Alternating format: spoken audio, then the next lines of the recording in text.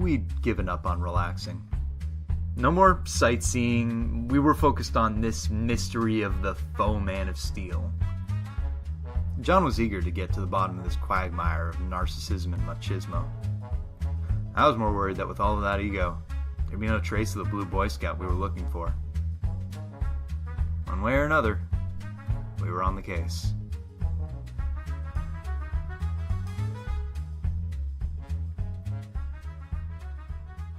Hi, I'm Matthew. And I'm John. And we're the DC Detectives. It's our job to go back through the annals of DC history and chronicle the evolution of all your favorite heroes from start to every reversible finish. Alright. Superman, Action Comics, number 7, December 1938. We were talking about this earlier, though. I made a note of it. This will come up in the issue. Daily Star is the paper that Superman writes for. That's a big deal because we were talking about it being the Daily Globe in the Batman issues and whether or not this was crossing over. It is the Daily Star now for Superman. However, Superman is still around before Batman. It has time to cross over, but regardless, it's a big note on my note page, and I want to get that out of the way before I forget about it. Do you have it underlined or something? I do. I have it underlined really? and in all caps for my own writing, which is impressive.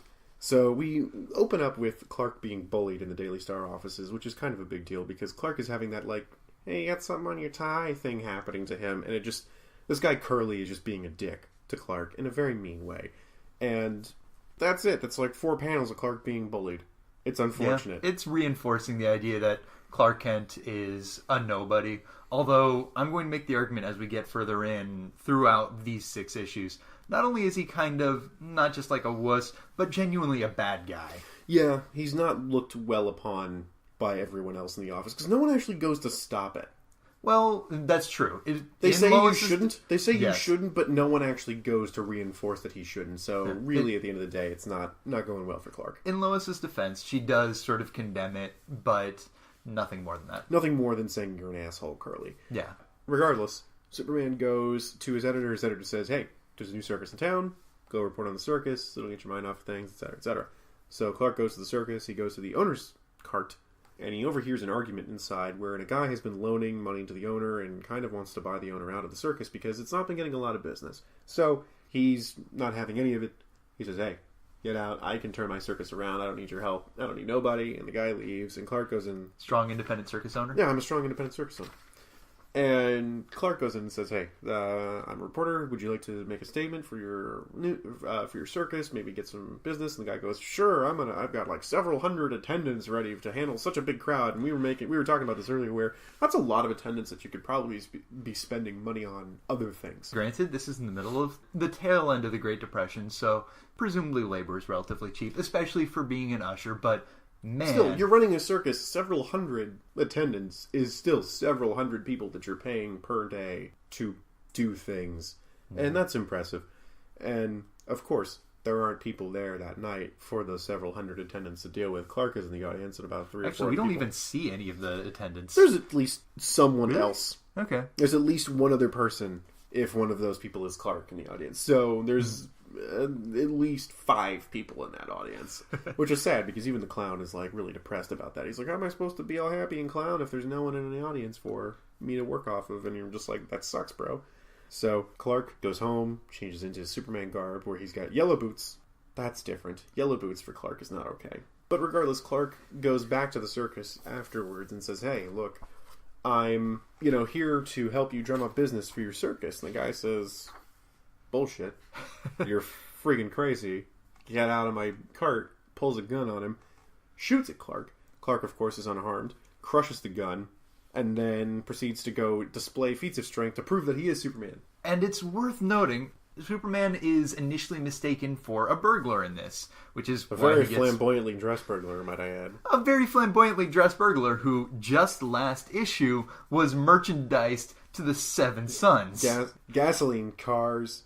He had a song. Yes, this guy would probably have heard of Superman due to the amazing feats that have been done. However, I don't know if he'd have a visual recognition or at least enough knowledge of Superman to be like, oh, you must be Superman, purely because this is a traveling circus, and I'm going to say that he probably has heard of Superman, but he probably doesn't really recognize him. Because I'm going to say after that guy got arrested, they probably pulled all those ads down because they were lies. Yeah, Superman never really we endorsed disagree that. a little bit on this point, but we agree on the core concept that Superman as a concept would be recognized. At least the name would have at least been passed around from town to town. So after Superman displays a feat of strength, which is essentially busting up that cart that the guy was in and showing him like, yeah, I'm totally Superman, and like drop kicks it into nowhere. Hopefully it doesn't hurt anybody because that's extremely rude. Should we put a ding? Ding for the dead cart. So Superman is now believed to be Superman. The guy says, sure, yeah, we'll totally do this. He takes out an ad in the newspaper saying that Superman is going to be at the next show. The bad guys see this and they're like, oh crap, that's the reverse of what I wanted. So him and his henchman Niles go down to the circus. Lois, of course, sees the newspaper and goes, I gotta be there. Books it down to the circus. Everyone's getting kind of rowdy because they want to see Superman and they're not impressed by the regular circus. Rude. Very rude to not appreciate the performers that are here. And so rude are they that they are booing the strongman who has been brought out. To be fair, they brought him out when they said they were going to bring out Superman. Right, so it's not exactly Superman there, but they are booing this poor guy who's just trying to do his job, which is lift things. Superman shows up in a flying feet off of a trapeze looking like he's about to fall. After making everybody wait. Like, this is Superman kind of standing off to the side while everybody gets really tired of the opening act, and then, bam, swaggers in. Good, yes, they're hungry for the S.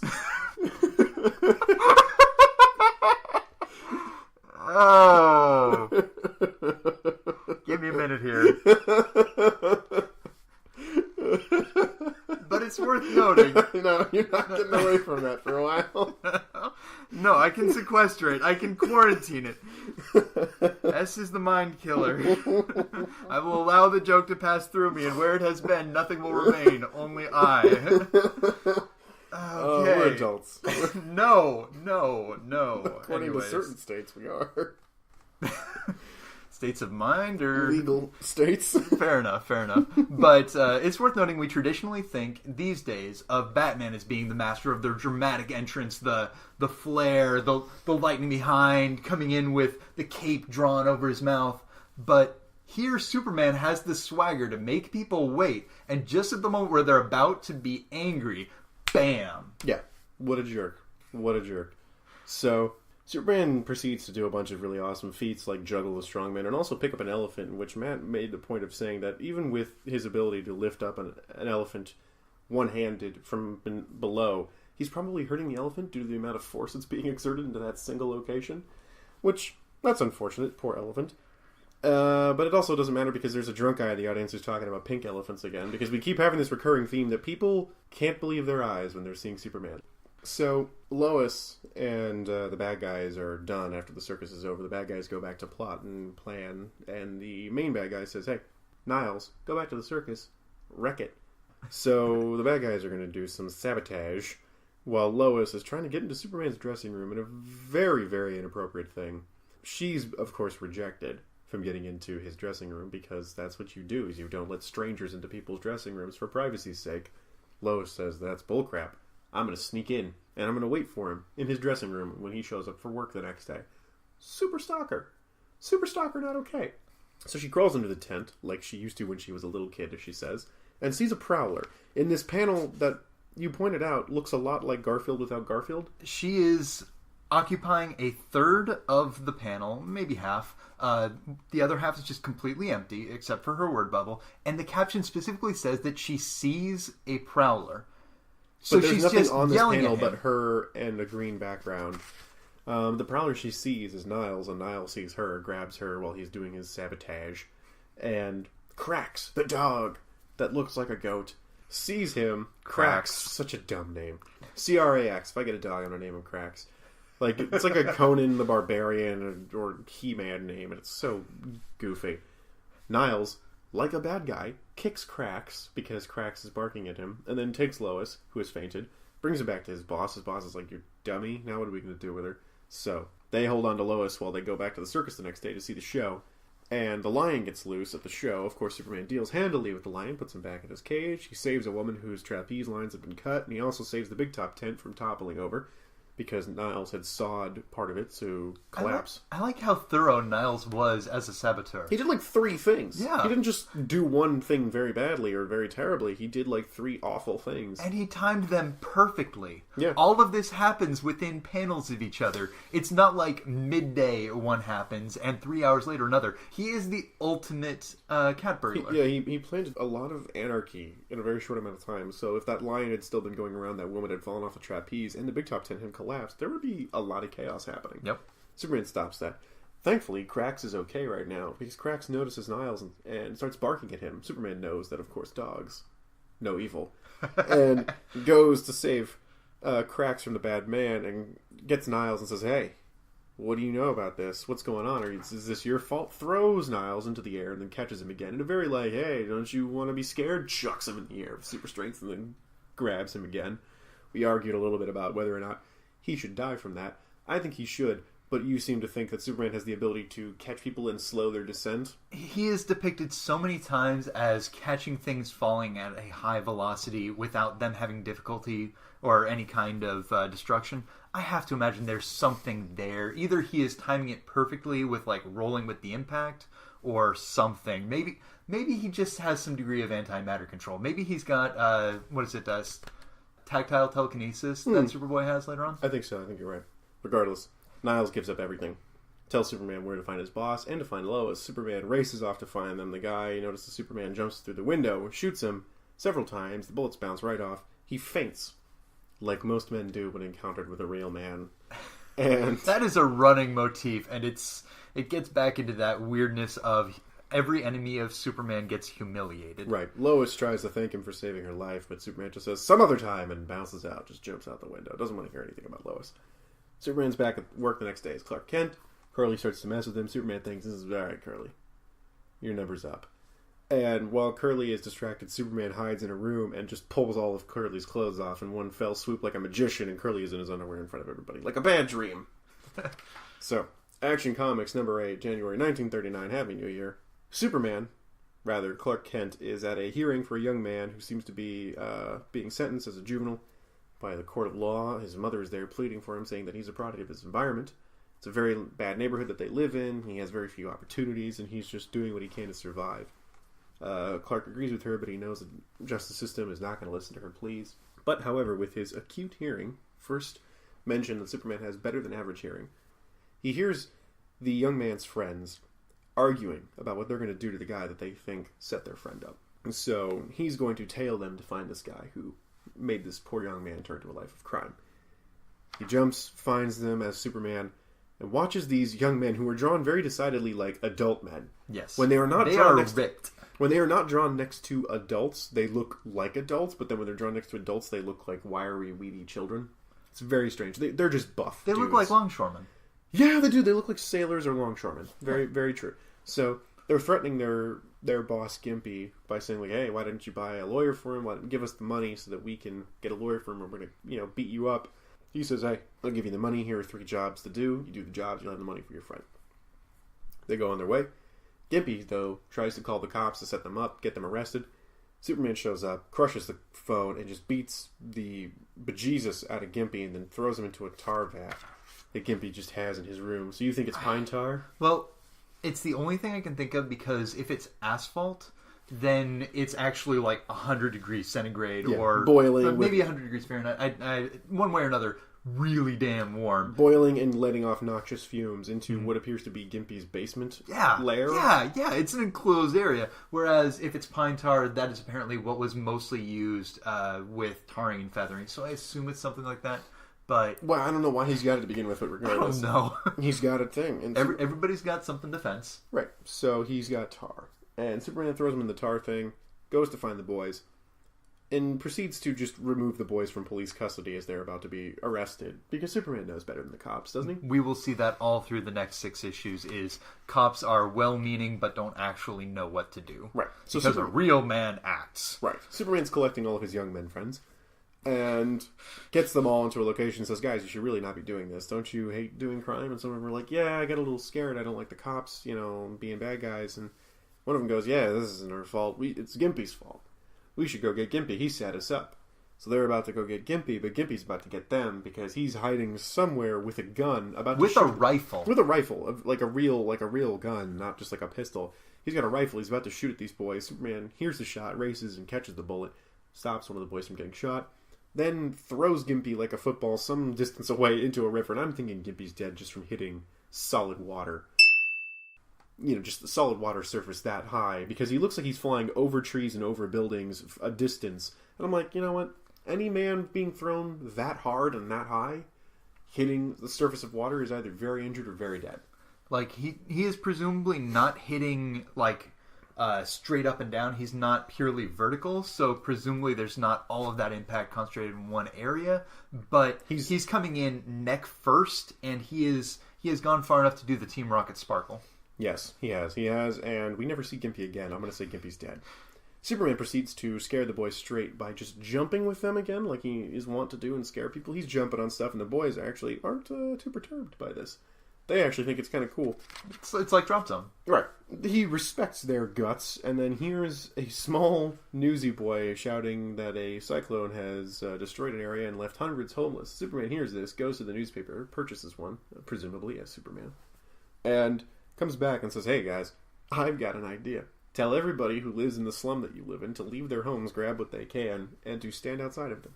Why? Because Superman's about to just cause massive amounts of property damage so that the government will rebuild them nice areas to live, because that's what the government does after Superman breaks shit. Okay.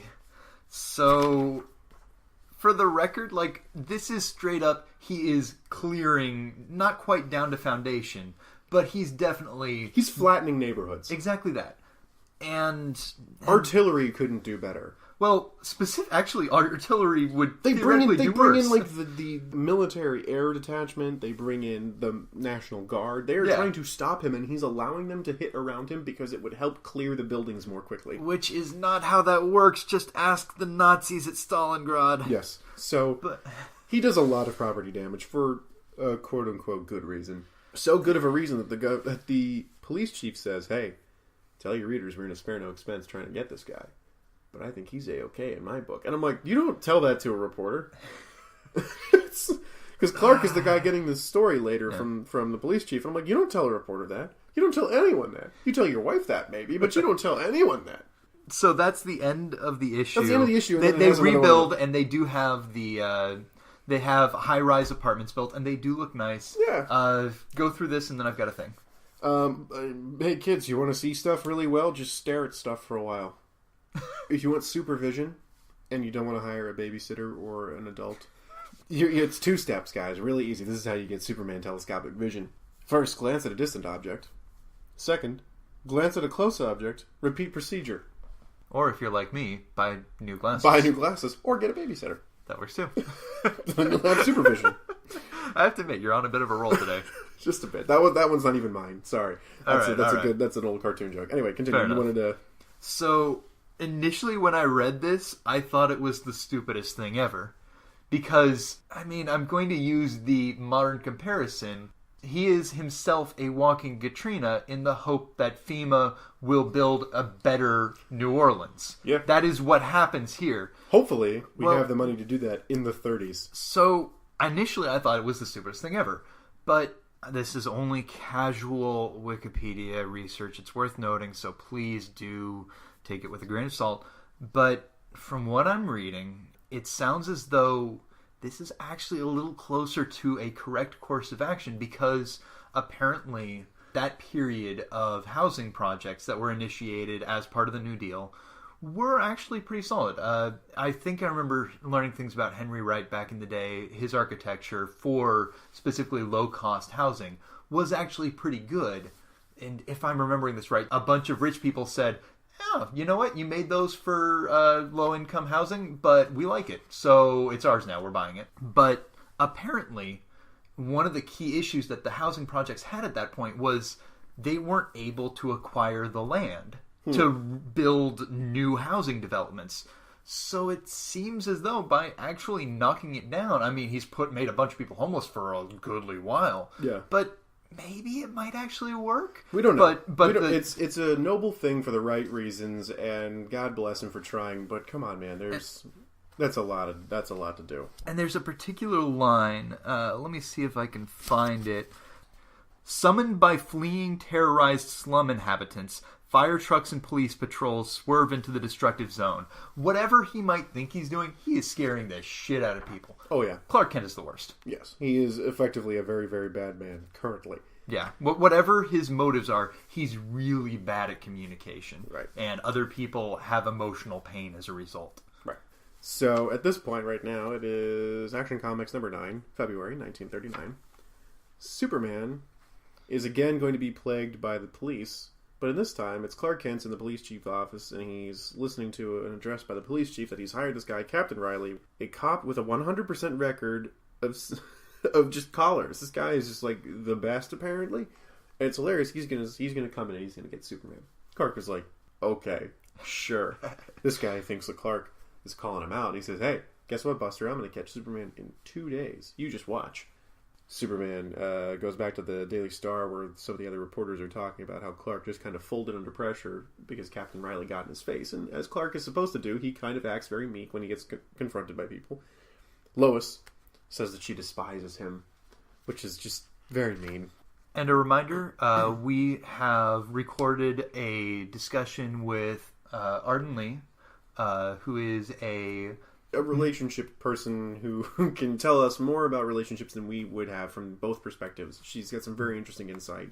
Lois goes on to explain, however, that she's met a real man, and she's in love with him. Clark says, who? Superman, of course. Clark has to leave and contain his laughter because he thinks this is the best. And I'm like, that's going to be hard for you, bro, because she's in love with the other part of you that you're never going to show her. You know what this is? This is the first half of the Catbug minisode, Drama Bug. Yes. You're right, Bravest Warriors. You're correct. So, back at the police station, Captain Riley is taking his sweet time to capture Superman. He's trying to think of something to do, and the police chief says, bro, get off your ass and do your job. Captain Riley tells the Daily Star that there's going to be a $5,000 reward for Superman that the police will put up. What a jerk. Kind of signing the cops to have this reward put up.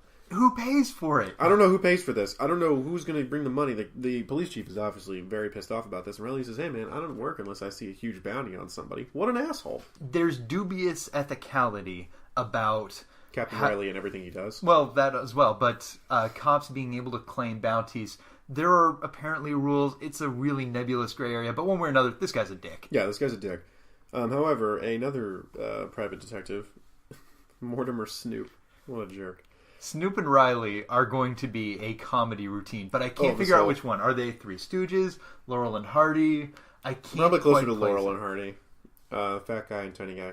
However, Superman, Clark hears about a mental patient who's going to try and commit suicide. Clark zooms into action to go and try to save the man. Snoop notices that Superman's nearby because he apparently was near the mental institution where this man was. Calls the police station, says, hey, I have Superman. I want to collar him. Of course, Riley gets the telephone, hears about it, goes and rushes to see it himself. Riley and Snoop meet. They get into an argument about who is in the right and who gets to collar Superman. Riley, of course, wants to take all the credit. Snoop wants just some of it so that he can get some of the reward. Meanwhile, Superman is saving the man from killing himself, like a superhero should. So Clark Kent goes back to find his clothing, but finds out that Mortimer, Snoop, and Captain Riley have found his clothes. They believe that's obviously Superman's civilian attire, and they're waiting it out to wait for Superman to come back. So he's just kind of sitting there watching these two jerks. He's like, this is good. And the whole time, they're just doing everything they can to screw each other over in the most incompetent way possible. They're doing the whole, oh, I'm going to leave because apparently this is a false lead, red herring, and they both do like, walk around side and then look and see they're both still there. Right. It's kind of sad. So they chase each other off, but of course Snoop was the only smart one to actually search Clark's pockets and finds a note that Clark is supposed to be at this place at a certain time to cover another event. Snoop this time gets the bright idea to call the newspaper because he's going, hey, I'm smarter than Riley. I won't call the cops again. So he goes to the newspaper, calls them, and says, hey, can I speak to the society editor? Lois is there covering for her, and she hears, Superman's going to be at this location. I need a reporter to help get me in. I promise to give you a scoop as I catch Superman. Lois, of course, who is not okay with these guys trying to capture Superman, just says, of course, I'll show up. Goes to the party because she wants to meet Superman. And promptly leaves Mortimer Snoop to get dealt with by the doorman in a very dickish move, but good for her for being... It's beautiful. I fucking love Lois, and especially the way the art is drawn. She just walks right past him like, hey, is this where they are? This is the party. It's right here. She just walks right past him. I don't know this guy. Yeah, I don't know who that guy is, but apparently the doorman knows her. Snoop, of course, now forced to talk to somebody he doesn't want to, calls up Riley and says, hey, look, we're going to find this guy. I want in on this action. Riley says, sure, yeah, whatever. They get to the place. Lois and Clark start talking about whether or not Superman is actually there. Riley and Snoop kind of cordon the area off because Riley technically is a police captain. Say, okay, everybody, we're going to stop until everybody's searched, and we're going to find Superman. Clark is getting kind of scared because they're working their way down the line. This is like the first time we've seen Clark/Superman actually threatened. Mm-hmm. He's getting nervous. Yeah. What eventually occurs is Snoop is trying to say, like, hey, look, I'm going to get my stuff, aren't I? And Riley, of course, says, no, you little worm, you're not going to get anything from me. Snoop is pissed off, says, screw this guy, turns the lights off, and Clark changes into the Superman garb and is now promptly there, standing there, waiting for both guys to try and catch him. They jump at him, and they get knocked out by running into Superman's bodaciously awesome, strong body. And they're out like light. Superman bounces, and Lois watches wistfully as Superman has evaded capture. And that's it. That's the end. Can we agree that the Daily Star wastes way too much space on headlines? Yeah. There's a really big page here about 99% Riley leaves town in a hurry to attempt to capture Superman, a failure. It is 4 lines of headline. That's like a full sentence, which I was told never to do. Never. In school. Action Comics, number 10, March 1939. This is a very interesting episode. This is the one where they talk about Cleveland, if I'm not mistaken. You said episode. Damn it! Damn it! Everyone take a drink. Superman is in his Daily Star office. He's talking to his editor, who has told him that he's gotten a hot tip from somebody who says he's got the story of the century. Superman goes to the location, finds this guy who tells him that he used to be in a chain gang where he has been whipped terribly. Shows him the scars. He says, I am the noted criminal Walter Crane. I have a story to tell you. Superman writes the story of this terrible work camp where where they have prisoners and they're being treated terribly. They're whipped. They're put in sweat boxes. It's not okay. Very akin to a plantation. Yep. It's white plantation. It's not okay. There's a lot of subversive, racist text here, and we're not going to speak too much on it. Purely I don't know if it's necessarily. There's probably not a racism aspect in this particular story, but it's very reminiscent of Wild Westy stuff. I have more things to say about, specifically, this is an instance of chain gangs and penal labor. Mm-hmm. I'm going to have some things to say later on, although they're half-formed thoughts. My suspicion is that this is a severe whitewashing of the chain gang experience, because I imagine that the vast majority of chain gangs were very heavily people of color, because systemic racism. Yes. But I think this particular story is a little bit less of trying to be allegorical for plantation and more, hey, chain gangs fucking sucked at this point. Oh, absolutely. They're terrible, terrible, terrible things. And as part of our wrap-up for this issue, that's one of the things I want to get into. Right. So, the chain gang in this area, I believe it's called Coreytown. Mm-hmm. Coreytown has this terrible chain gang led by this awful, awful man, Wyman, who it looks like a cowboy without his hat. Wyman proceeds to whip a prisoner for just slacking off. We just basically are seeing this guy as a terrible, terrible person. The governor shows up, showing Wyman the newspaper, saying, hey, is this true about how you run your business? Wyman proceeds to show him all the prisoners who refuse to speak up because they're too scared of Wyman. They don't say anything about how he treats people. Specifically, I don't think they say anything. No, they don't. And the governor just thinks that's okay. Right. So the governor, fooled, Wyman decides to go up to the city. He gets into an argument with Clark. Clark does the one thing a reporter should never do, which is reveal his source. Everyone in the office hates Clark. Specifically, he is threatened with prosecution, and Clark just buckles. He folds and tells him that Crane is his source. Everyone in the office thinks Clark is a sellout. Clark, however, goes back to his editor and says, look, I want Wyman to think that he's okay and he's gotten away with this so that I can find more evidence and have pictures and proof to show how bad Wyman is. And the editor says, hey man, this is a gamble, but if you do it right. So he sends Clark off to go see, if this guy is truly doing what he's doing in a really Wild West area, very deserty. It feels like that, but I want to go back through. I can't necessarily fault the plan which is essentially It's terrible. Clark is going to be embedded, and the price of getting Clark embedded and having this guy Wyman think everything is situation normal, he'll keep being just as cruel as normal. In order for that to work, Clark lets Crane be recaptured and gives him up, and also takes all of the abuse from his newspaper colleagues. Once again, first off, Clark Kent is the fucking worst. Second off, he's especially the worst at communication. It's not a bad plan, but Crane seems like a good guy. If you said, look, He is, it's just however, a going to be a criminal. couple days. Well, yeah, He's a but noted criminal. I mean, we've all seen Cool Hand Luke. Yeah. We all know that people involved are not necessarily the worst people. But he was willing to tell the story to Clark when he assumed he would be protected.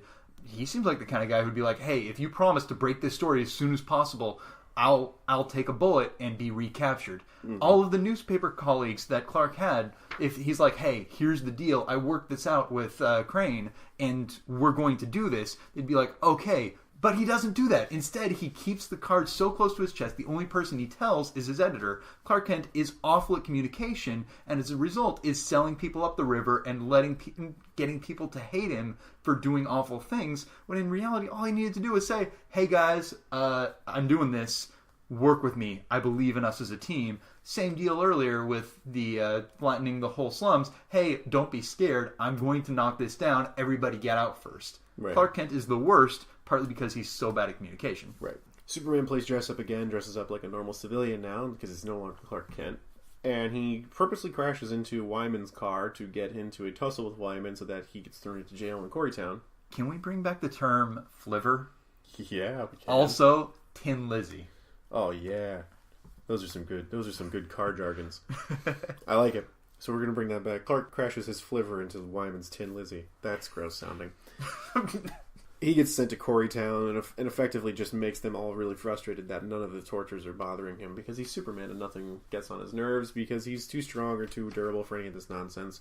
That night, Crane tries to escape and Superman has to change into Superman garb while he's taking pictures of all the stockades and things like that are in the town to save Crane, who has been shot and is running away. Crane gets trapped in some quicksand. Superman has to save him, fight off some bloodhounds, and he doesn't hurt the bloodhounds. Mainly, he just lets them bite him and then just effectively runs away. Well, he does actually throw one into a bog. Into a quicksand. That's now a body count. Well, it's unclear because factual quicksand, at least for humans, you can work your way out. Apparently, you won't sink below waist height. But I mean, for a dog, that could be problematic. It might be because that's, I think, somewhat surface density. So a dog may have a higher resting point. But also, apparently, the real issue is if you're caught in quicksand, you need to work a while to get out of it. Say the tide comes in and you're in a tidal flat. That's the real issue. Oops. But anyways, maybe body count, maybe dog count. Yes, maybe dog count. Also, maybe person count, not quite, but he grabs Crane, who has been trying to escape, who does not know the plan, and takes him back to the camp where he is immediately flogged. True. Superman takes him back because he's like, well, you can't have escaped, and if you escape, they're going to kill you. So he brings him back to the prison. Wyman flogs Crane, then puts him in the sweat box to suffer, which is basically just a really hot box out in the sun where he has no room to do anything. It's just like a porta potty with no room. Superman shows up as Superman now, but puts Wyman in the sweat box, shows the governor all the terrible stuff, and says Wyman's an awful guy. Wyman confesses, and then everybody's happy. Presumably, Crane goes back to jail though, and Superman's editor says, "Hey, good job. You did a good thing. Everyone likes you again, as much as they used to." Which is not very much. Yeah, yeah. So, two things. First off, Superman, the strip sensation of 1939 in every issue of Action Comics. Tell your friends! I feel like there's got to be a burlesque act, Superman, the strip sensation. Of course. Is that like Star Tours? It's a girl burlesquing out of a telephone booth. You're welcome, whoever does that. All right. I won't charge you for that idea. Quick bit. I need to learn more about penal labor. This is going to be less of... It's a weird sentence. Yeah. I don't know enough to say any kind of commentary. I haven't done all the research. I am just looking at it right now. The amount of that goes on is weird. Two things. First off, chain gangs, like not just work gangs, which work gangs are a thing right now, but specifically chain gangs of everybody being chained together. And doing work on like a roadside or in like a quarry. Yeah, specifically chained together. Was actually brought back in Alabama for a year in 1995. Oh, goody. So that's weird. I'm glad that stopped. That seems kind of inhumane. Also, again, this is a window into me realizing I need to think about something. I did not realize how prevalent prison labor was. For instance, there is a company called Federal Prison Industries, also known as Unicor, no N. Sounds like a very bad villain. God, you're right. It's a Transformer. Oh, no. Salaries of 23 cents to $1.15 per hour.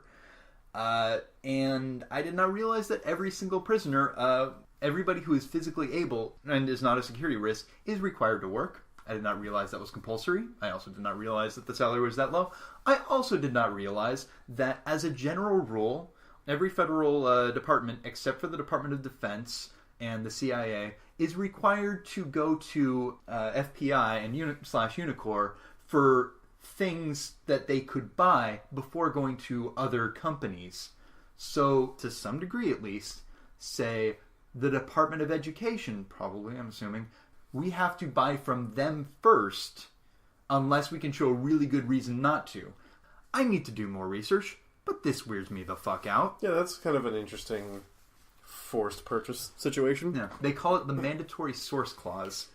Congratulations, listeners. You learned about that. All right. And one other thing I do want to say, I like these issues of Superman goes undercover and solves a thing. That is kind I of find cool. them interesting. I also Those are more think, fun than him just being right and doing things. Yeah. I also think that Sci-Fi, get on this, or sci-fi or whatever, reboot Quantum Leap, except the character who's jumping between bodies has superpowers. Ooh.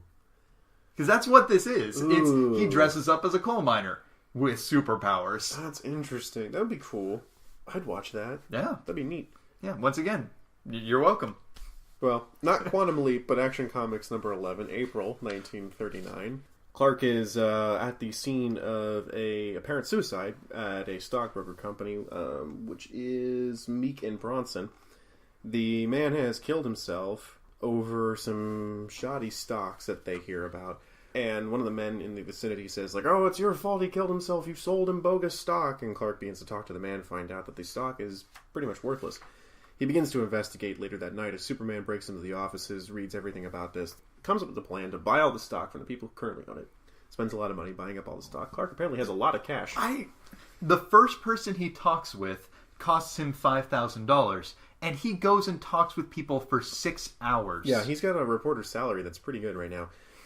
So he is buying up all the stock from these individuals, then goes to the Black Gold Oil Well Company, wherever it is, says, hey, I want a job, because he's trying to investigate what's wrong with this place. They go, sure, but we're not doing anything.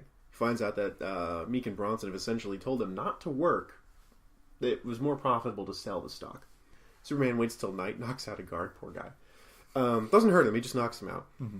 Gets the oil well and begins to drill himself with no equipment because Superman. Well, I don't actually think he's that's using the case. drill. He's just setting it up. Oh, that's what you mean. Yeah, he's just setting it up. He's not doing anything special. He's just doing a day's work. Yeah, he's doing a day's work kind of by himself as Superman. Doesn't really hit any oil. Proceeds to leave to really say, yeah, the stock is worthless. And then the place strikes oil. Cool guys. And while walking away, cool guys don't look at oil wells. Exactly. Cool guys don't look when they strike oil. The people are freaking out. It's like 1,000 barrels a day. Meek and Bronson are like, oh my gosh, we're rich. We got to get all that stock back. Wait, why does one man own all the stock now? Superman is now in a power position. He refuses to sell them the stock because he doesn't think that it's... he's playing the game. He's mind gaming these guys. They eventually decide to hire some toughs to kill Superman's character. And what are the names of those two toughs? The toughs are... It is Louie the Rat and Nate the Snake. Ooh, wrestlers. I never thought of it that way. Just some I good just thought the wrestlers. names were cool. Superman's then captured by the Snake and the Rat, and they proceed to try and kill him, but of course they can't because he's Superman. They shoot him a bunch of times, and he ends up beating the crap out of them. takes them to Bronson's place, throws them on Bronson's doorstep, and, with a note that effectively says, "Nice try." Does the rest of the Chinese Zodiac decide that they need to get after him? The Ram and whoever? That would be hilarious if, the rest of their crew was named after Chinese Zodiac people. That would be amazing. An entire gang that's based off of the Chinese Zodiac? I'd read it. Superman then is contacted again by Meek and Bronson, who want to buy the stock.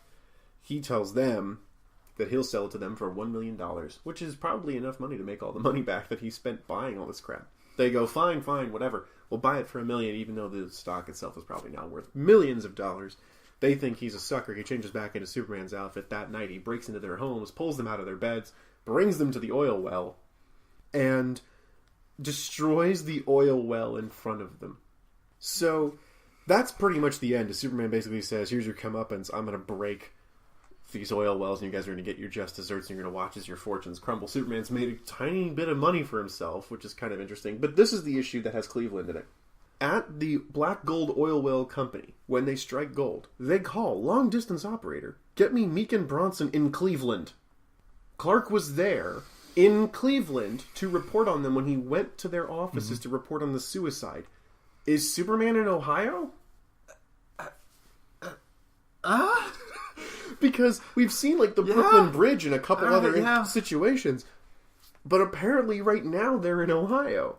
We're just going to gloss over that. That was my one big tidbit for this issue, was apparently Ohio. And I don't think there's really much to say about this other than Superman gives a couple guys their comeuppance of bad capitalism. Alright, I have two things. I'm just still trying to reel back from Ohio. Yeah, you're trying to recover from Cleveland? Yes. So here is Superman changing into Superman gear, the uniform, but he's got on red briefs.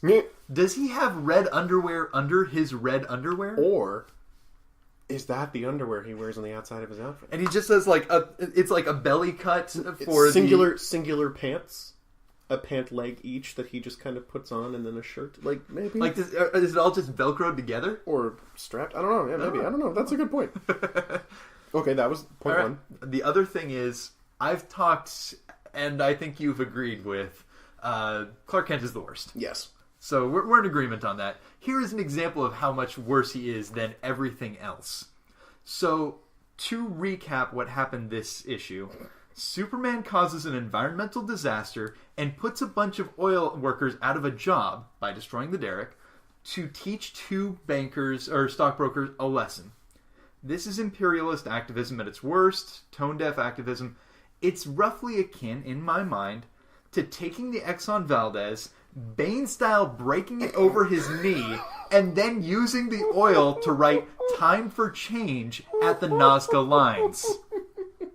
Clark, you are the worst. I think you're right. I think that is essentially the equivalent. Because it's explicitly geysering oil everywhere. It's these guys are struggling to contain how much oil is coming out of the ground. And then he lights it on fire. Well, not light it on fire. No, he does. He He does. makes a Molotov cocktail and he blows it up. And it's he puts a bunch of the guys out of work. Yeah. Who for the needed their record, job. this is probably roughly equivalent to the Iraqi army torching the oil wells, and how long it took to take care of that and put those fires out. That's an underground fire at a certain point. It takes months to put that out. Yeah. Way to go, Clark. Yeah. You're not thinking too clearly about this. More to the point, this is an instance where the writers did not necessarily think about the environmental repercussions and wrote a thing that looked cool. But, man. Not okay. Action Comics number 12, the final issue we're going to cover in this episode, May 1939. And there's a rocket ship on the front of this. This is kind of weird. I'm not sure what's going on here. But they just have a little picture of Superman doing, breaking the chains off his chest. And says, also, by the way, Zatar is in this. So it's kind of neat that another DC character is getting a little shout out. So what's going on in this splash page? It looks like Superman is destroying the Brooklyn Bridge. For any reason? No. Maybe he's stopping the suspension thing from going all crazy. But he definitely looks like he's pulling the suspension off of the bridge, which is causing it to collapse. And it's not the splash pages, by and large, are unrelated to one of them. He's stories. Lifting a tank and crushing it, or he's jumping over a bus full of people. It doesn't really matter. It has nothing to do with the story.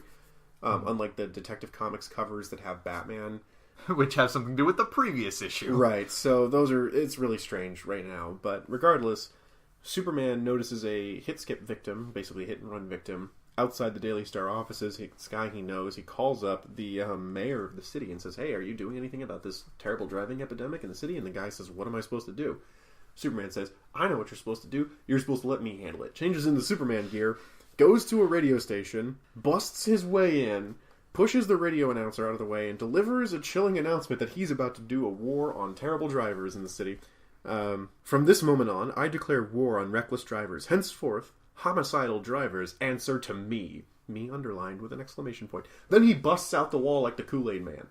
So, Clark's first stop on his war on homicidal drivers is a lot where they hold the cars of people who've been arrested for bad driving. Cars no one's using, people presumably in jail for bad driving. I kind of see his logic here. Not okay, other people's property, it's impounded, this is police evidence. He effectively just wrecks all these cars.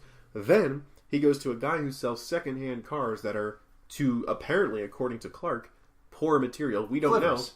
Flivvers. Which is actually correct, because flivvers are cars that apparently have a hard ride. There you go. Flivvers. Clark destroys a bunch of flivvers. We don't know that they are. Clark just says that they are.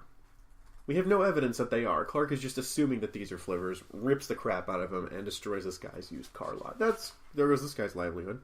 Everyone begins to call the police and the mayor, going like, oh my god, what is happening? This crazy guy is going around the city destroying everything. This guy who once destroyed all of our slums is now back for our cars. Right, he won't stop. Get rid of this madman. So, the police don't know what to do. Clark now finds another drunk driver, picks his car up, scares the crap out of him by just jumping him around while he's in the car. The guy is passed out. Admittedly, he was drunk, and also having been jumped around by Superman, that would scare the crap out of me as well. He's then hit by a hit-skip driver, chases the guy down, and then jumps in the back of the guy's car while he's still driving. This is my favorite part. It's him! No, it's his ghost! You left my crushed body back there, twisted and broken. I'll haunt you as long as you drive recklessly. Do you hear? I'll haunt you! He basically, Goofy style, scares these men into driving better.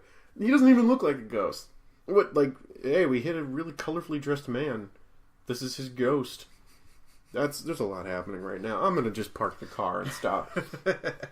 Clark then jumps his way to a plant where they make bad metal used for cars. Basically, poor materials for car construction. Says, hey, you're making this worse because your cars aren't safe for people. And destroys the factory. For the record... He's doing more and more property damage as he goes on.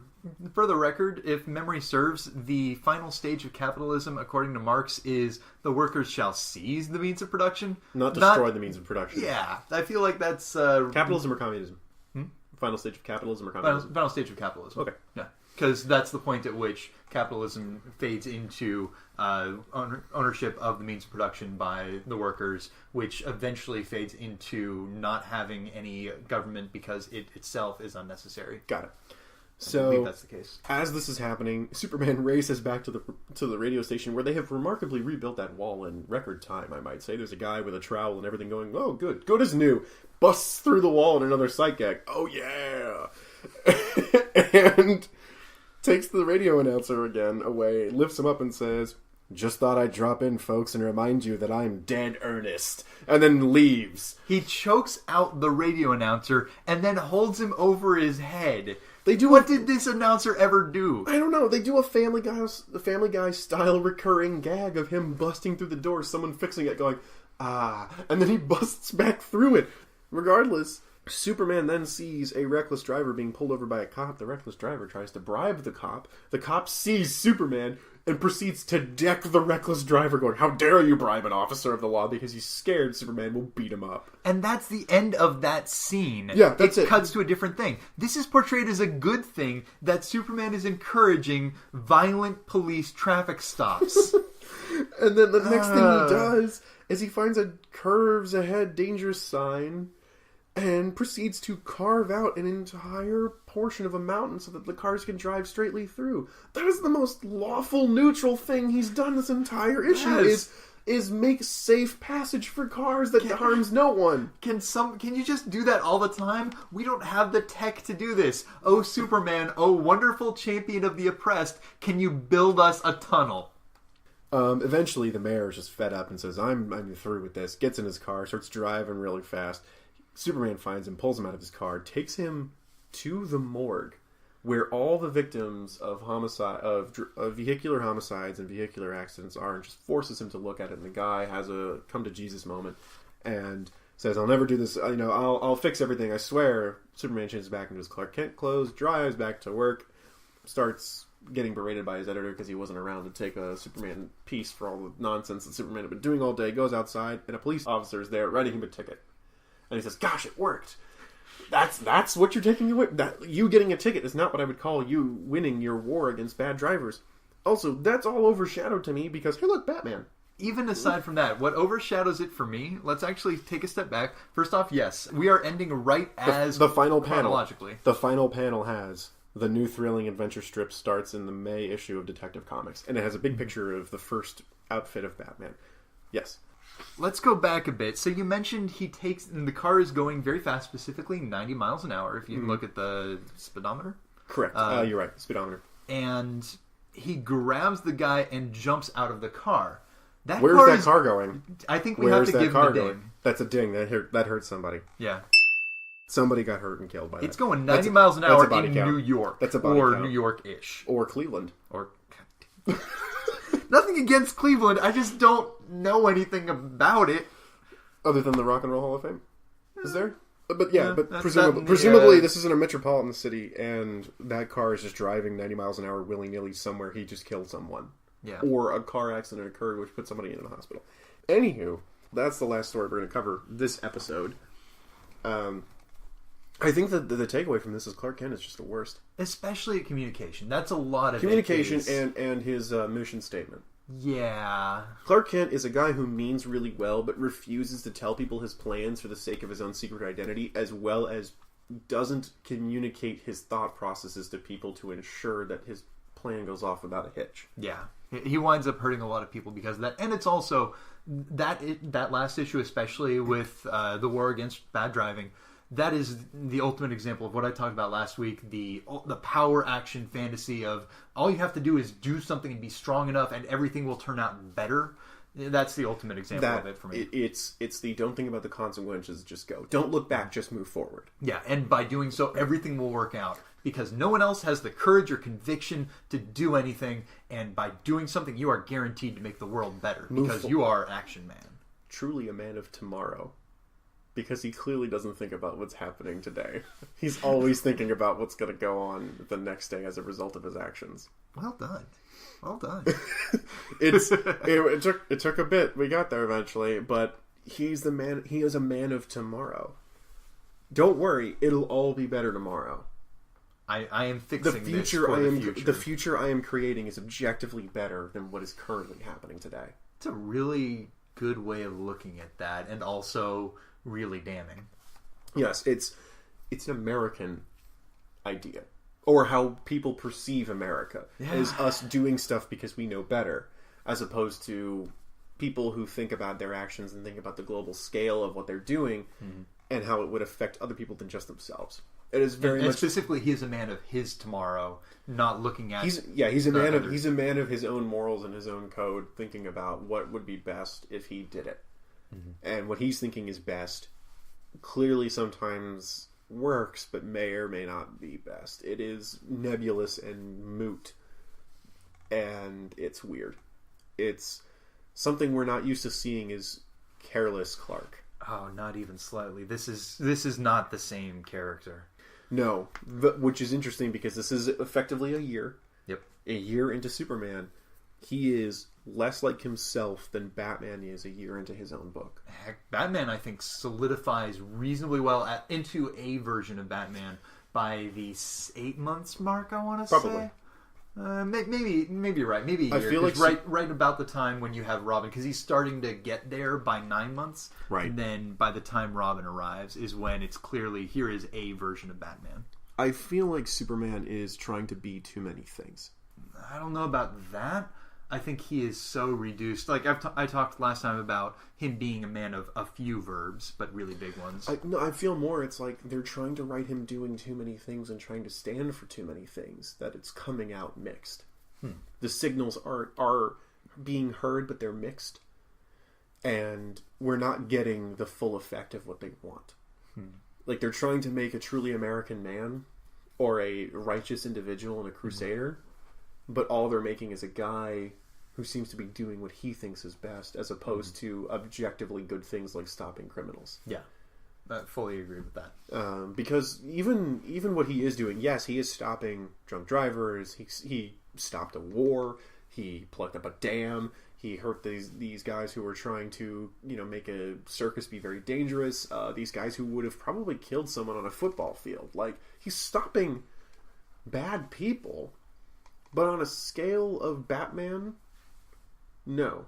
Like, the Scarlet Horde is almost objectively a worse villain group. Even I think Strange. we can set them aside because specifically the Scarlet Horde is such a different villain. Well, Hugo Strange, the Joker, those are individuals who are committing crimes on a mass scale. Superman doesn't get mass enough that there would be multiple people at a funeral. Let's put it that way. That is very true. Superman, I don't think we'll get that until we get to the Ultra Humanite issue. I wonder if they saw the success of Batman needing villains, and they thought about something for Superman to have a guy who is an antithesis to him, or at least just someone that he can butt up against. That sounds right. I would also be curious to know whether the other media, the cartoons, the daily newspaper strip, I'd be curious to know whether they were the first ones to say, by the way, Superman is A, goes up against supervillains, B, handles big things, C, is unequivocally good. It would not surprise me in any way, shape, or form if the first time we see Superman as truth, justice, and the American way is when it's in the newspapers right alongside whatever the 1930s equivalent is of the family circus. Right. I think you're right. And as a quick note, just a reminder, we brought this up earlier, but next episode, we believe we are going to be getting to our interview discussion with Arden Lee. It'll be a longer episode than normal, because it will be a full interview. We'll try and edit it up so it's a little bit more concise. We do go some places that aren't dealing with currently the heroes we have, Superman and Batman. So we will try and make it a little bit more condensed, but we're going to try and keep as much of it in there as possible because there's some really good stuff that she is super smart and a very valuable perspective. Yeah, she brings up a lot of really good points and a lot of interesting connections outside of comics. So it's going to be some really interesting stuff. We hope you guys like it. But that will be next time on the DC Detectives. DC Detectives can be found on iTunes and Stitcher. To stay in the know, check out our Facebook, Twitter, and Tumblr pages. Visual aids, episode notes, and more can be found on DCDetectivespodcast.com. Superman's eccentric targets for his off-brand of justice were as pathetic as the clowns of the circus he helped. Lois Lane seemed to be the only person in this town who was what she said she was. Trudging through the streets of Cleveland, we decided that instead of tackling this man of tomorrow by ourselves, we'd need some help. I'd put out a few calls, drop a name or two at the local spots, and wait till we got a bite from someone who could save us from this alien masquerading as a beloved comic icon. I only hope they find us soon.